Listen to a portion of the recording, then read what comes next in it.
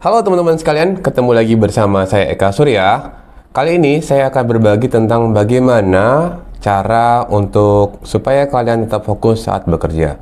Nah teman-teman, buat kalian yang susah banget untuk fokus di saat bekerja, berikut saya berikan 7 cara supaya kalian tetap fokus. Yang pertama adalah kalian harus membuat skala prioritas. Usahakan sebelum memulai bekerja, kalian bisa memilah mana yang didahulukan, kemudian mana yang didelegasikan, dan mana yang bisa dilakukan nanti.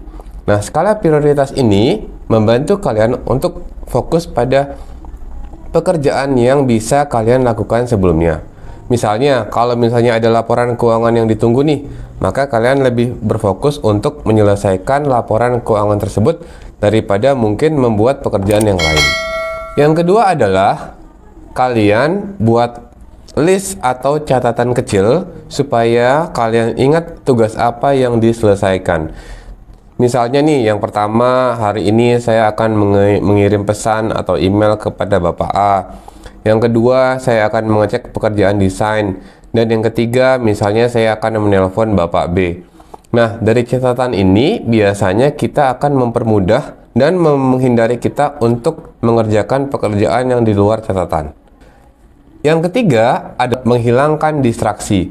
Misalnya teman-teman, salah satu distraksi yang paling banyak merusak konsentrasi saat kita bekerja adalah nada dering dari handphone kita. Misalnya kalian cukup menghilangkan notifikasi untuk beberapa jam sehingga kalian tidak terganggu, atau menggunakan silent mode supaya kalian tidak terganggu oleh telepon atau notifikasi yang lainnya. Kemudian, cara yang keempat adalah fokus kepada pekerjaan yang akan menghasilkan besar. Dari rentetan pekerjaan-pekerjaan tersebut, pasti kalian tahu kan mana pekerjaan yang jika dilakukan akan memberikan hasil atau impact yang lebih besar.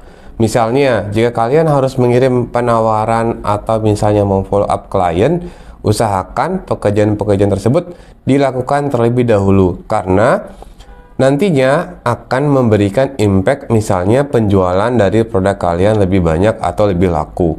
Nah, jadi usahakan pilihlah pekerjaan-pekerjaan yang kira-kira mempunyai hasil atau berdampak jauh lebih besar yang kemudian diselesaikan terlebih dahulu, sehingga pekerjaan-pekerjaan yang nanti yang hasilnya misalnya lebih kecil itu bisa dikerjakan setelah pekerjaan-pekerjaan yang hasilnya lebih besar.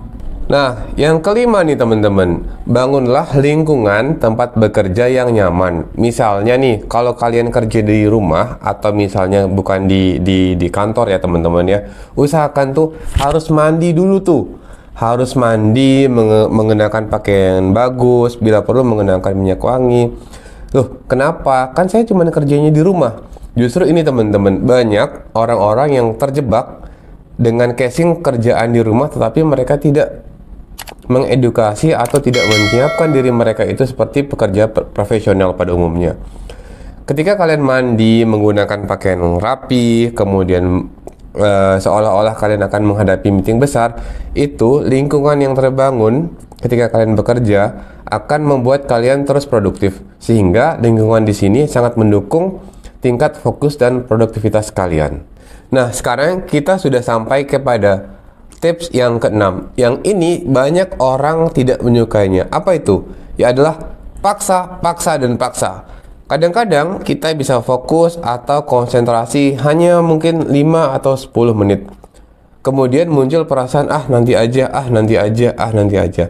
Nah, ini yang membuat banyak pekerjaan yang sudah kita rencanakan tidak selesai. Kenapa? Karena kita kurang memaksa diri. Kita kurang keras terhadap diri kita sendiri, sehingga meremehkan keadaan. Kebanyakan pekerja atau orang-orang yang seperti ini adalah mereka yang bekerja untuk dirinya sendiri alias single fighter, karena tidak ada atasan yang harus mereka